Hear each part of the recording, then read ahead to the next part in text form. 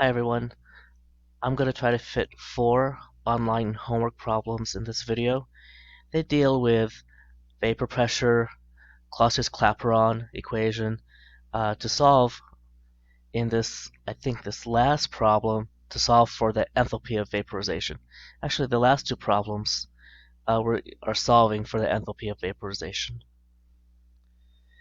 But the first problem is graph interpretation, or plot interpretation. Actually, let me see if I could make this a little bit brighter. Oh man. Why isn't this bright?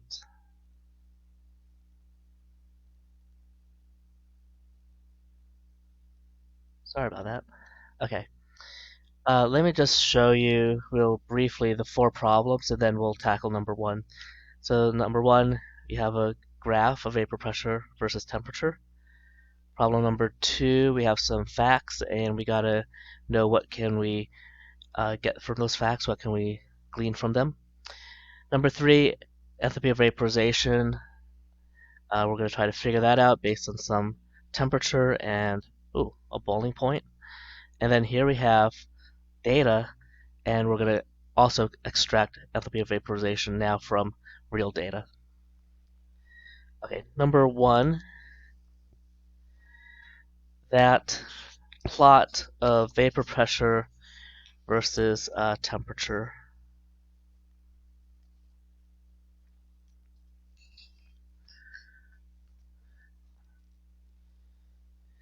Acetone, ethanol, hexane. Typically the lines go like this. Which liquid is the most volatile? Which is the least volatile? Okay, for A, volatile is another way to say it boils. So the most volatile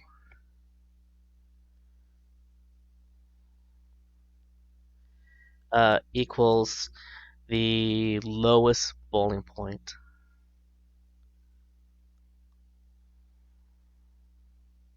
It boils easily. Okay, so how do we do that? The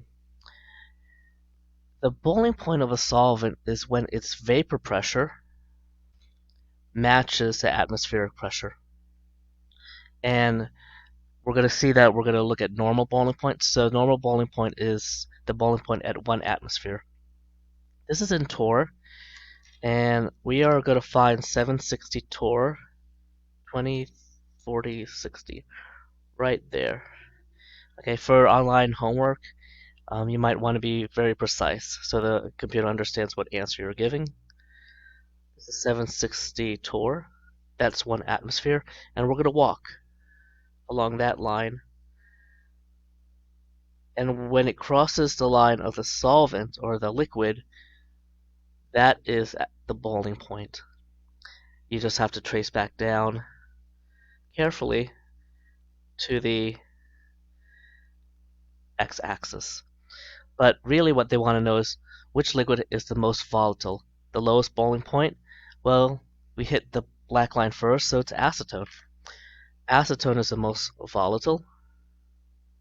That's the answer for that.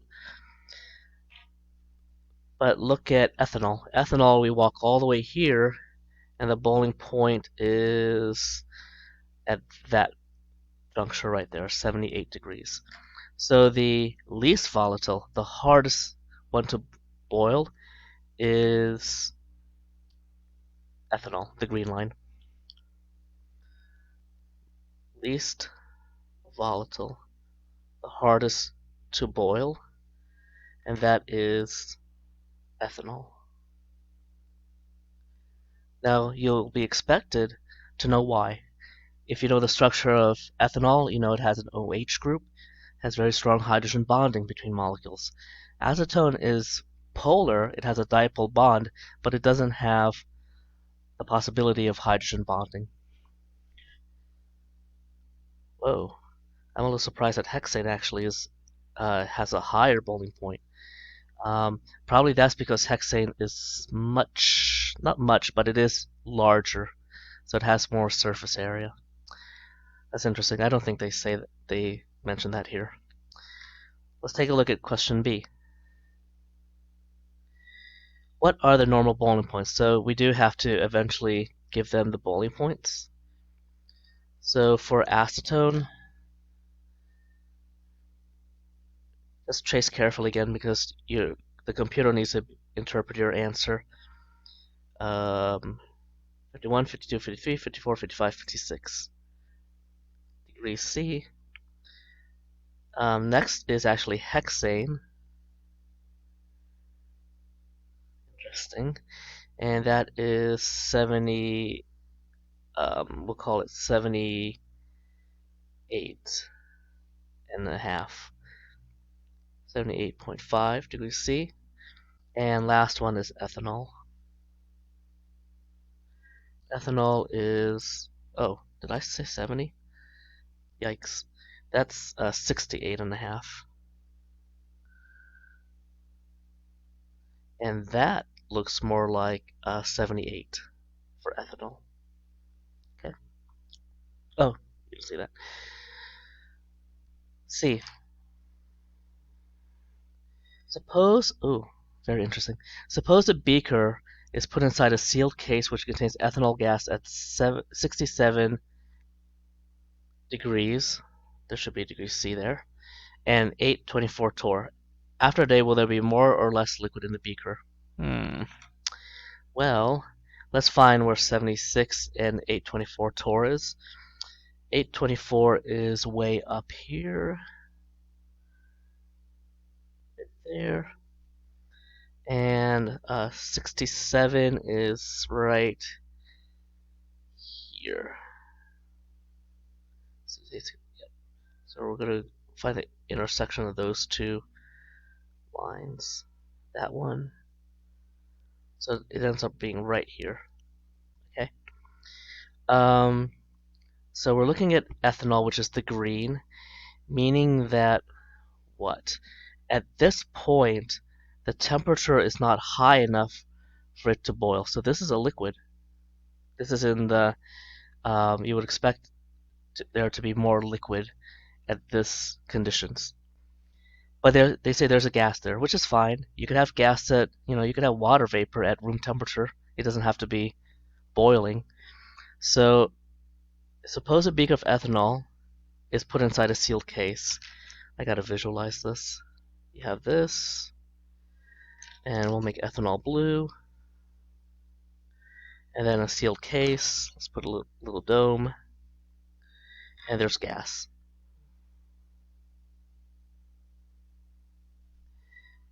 Well, it is below its boiling point at this pressure. So if it's below its boiling point, you would expect there to be some condensation. So I would expect there will be liquid condensing and actually filling up the beaker a little bit more.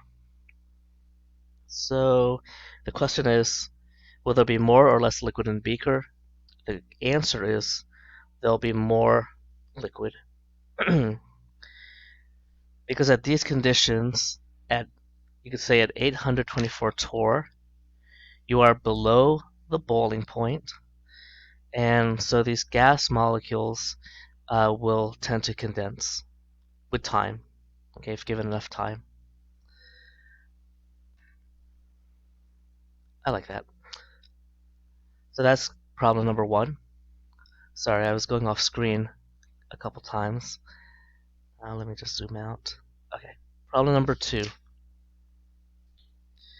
Problem number 2, you want to have some phrases that you can stand by, that you know that are solid.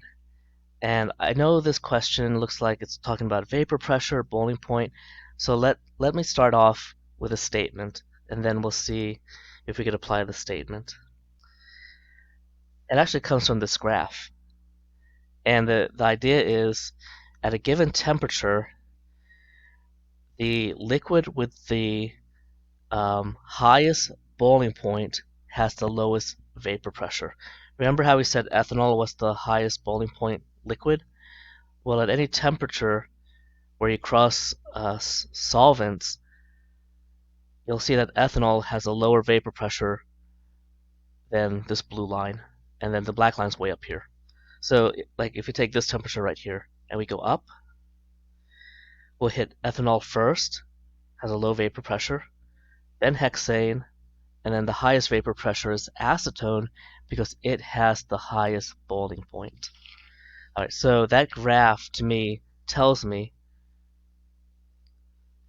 at a given T, the liquid with the, let's go with the highest boiling point. Highest boiling point has what? The lowest vapor pressure. Highest boiling point was ethanol. It has the lowest vapor pressure. All right, let's tackle these observations. Use observation to answer each question. Observation number 1. At 30 degrees Celsius, A has a vapor pressure of 99 torr. B has a vapor pressure of 49 torr. So you would say that B, with the lower vapor pressure, has the higher boiling point.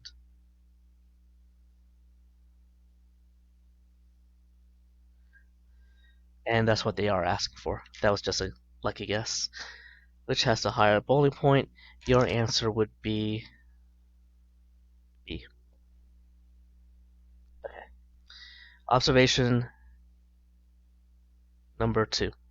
At 1 atm, C boils at 21 degrees C. D boils at minus 53 degrees C. So those are normal boiling points because they're at 1 atmosphere. The higher boiling point solvent has a lower vapor pressure. So we're going to say that C has the lower vapor pressure, or P vape. Let's take a look at the question. Which has the higher enthalpy of vaporization? Oh, so they're not asking for vapor pressure. They're asking for enthalpy of vaporization. Enthalpy of vaporization is the amount of heat needed to boil 1 mole of substance, 1 mole of liquid. Because your enthalpy of vaporization is typically in, what, kilojoules per mole. So it's the amount of heat to vaporize 1 mole. Well, it looks like it's harder to vaporize C because you need a higher temperature. So C would have the higher enthalpy of vaporization. Okay, so let me put that. The answer for this one is C. It has the higher enthalpy of vaporization. B and C. Next. You want to write that down? Maybe we should write that down also. The higher the boiling point, definitely, there's no guessing, the higher the boiling point, the higher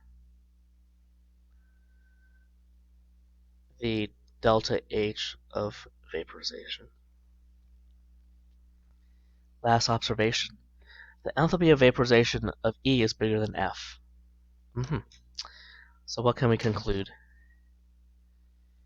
If E has the higher enthalpy of vaporization, it has the higher boiling point, and if it has a higher boiling point, it has the lower vapor pressure. And their question is, at any temperature where both are liquid, which one has the higher vapor pressure? Well, E has the lower vapor pressure. The answer for this is F. Those are the answers for problem number 2.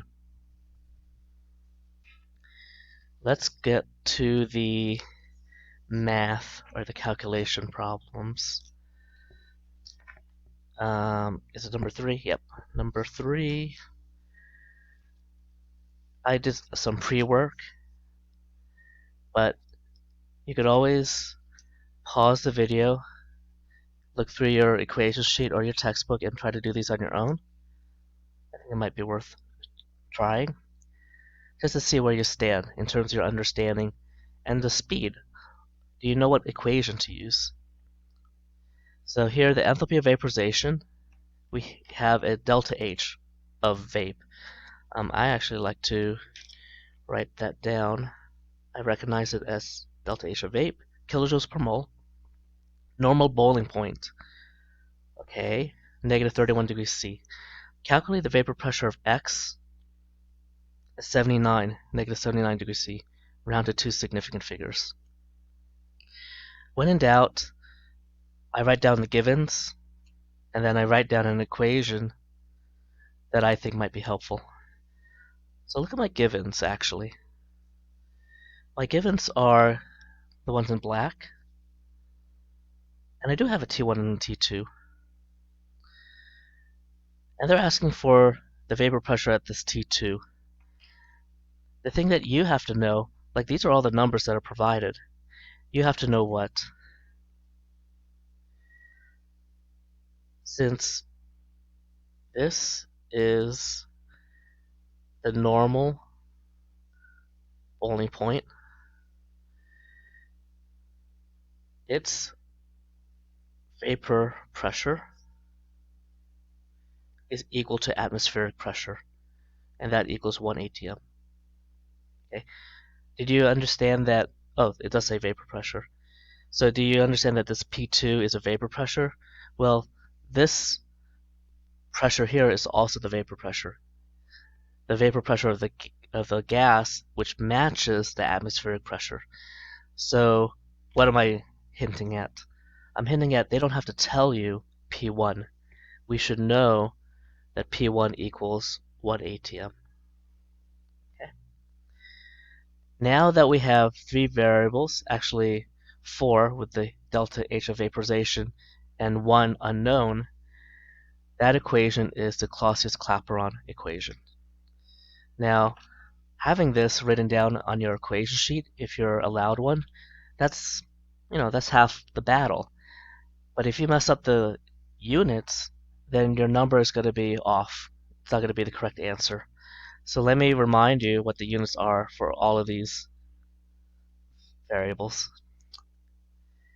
This delta H vape, they're giving it to us in kilojoules per mole. So this R constant is the one that has joules in it, 8.314. But I don't want joules per mole dot K, I want kilojoules. So if this is the joules, then kilojoules is times 10 to the minus 3. And the units are kilojoules per mole dot K. The K is going to cancel out. These temperatures have to be in Kelvin. And now this is interesting. This is a ratio, okay? You could have these in atmospheres, you could have it in torr, you could even have it in kilopascals, okay? So whatever you plug in for P1, whatever unit that is, your P2 is going to be in the same units. So in this case, it doesn't really matter, okay? I'm going to pick 1 atm. That actually might make the math simplified, possibly. Because if I plug in the numbers now, ln of P2, which is the unknown, over 1. Okay, so that's just ln of P2, right? Equals negative delta H of vape over 8.314 times 10 to the minus 3, 1 over, okay. If you're trying to memorize this, just remember P2 over P1, 1 over T2 minus T1. So the 1s and the 2s have to be in the proper position. That will give you this negative delta H vape over R. So T2, oh, I need to convert these into Kelvin. Oh man. Did I do that before? Okay. Negative 79 plus, we'll just use 273. This is 194 minus 1 over negative 31 plus 273. This is 242. You notice that this will give you a negative number, but you have a negative here, so ultimately your delta H will be positive. Let me just do that again. Plus 273. Okay, 194. Okay, what do I want to do? I'm just going to get rid of this 1. So this is ln of P2 equals, oh, we were given delta H. Negative 11.0 over 8.314 times 10 to the minus 3. Okay, let me just do this calculation. 1 divided by 194 equals, so I have that number saved now, minus 1, whoops, in parentheses, 1 divided by 242. Okay, 0. Did that work out? This number is smaller. Uh-oh. Just hold on there. 1 over T2. Okay, let's not panic. 0.0, it is positive actually. 102.24. Okay, so I have that number saved. I'm going to multiply by 11. Okay, just make sure you remember that minus sign. Divided by 8.314 times 10 to the negative 3. Okay, so now we have that negative sign. Negative 1.3527 ln of P2. To solve for P2, you see this above the ln button? That's the E button. You're going to do e to the ln of P2, e to this one. So this actually simplifies to just P2. And literally, let me make this negative 1, or let's make it negative. So I'm going to just type e to that answer. Okay, good. It's a positive number, and it is negative. It's 0.259 atm. Does that make sense? When your temperature is negative 31 and you have a vapor pressure of 1, when you lower the temperature, your vapor pressure should go down as well. Okay, there's less vapor at lower temperature. The vapor pressure did go down. So that is my answer for number 3. We're losing time. It's already 23 minutes. Problem number 4. Data. Okay. So this looks like a Clausius-Clapeyron equation type of problem because we have temperatures at different points and their vapor pressures. Just remember, eventually you're going to have to convert these into Kelvin because they do want enthalpy of vaporization.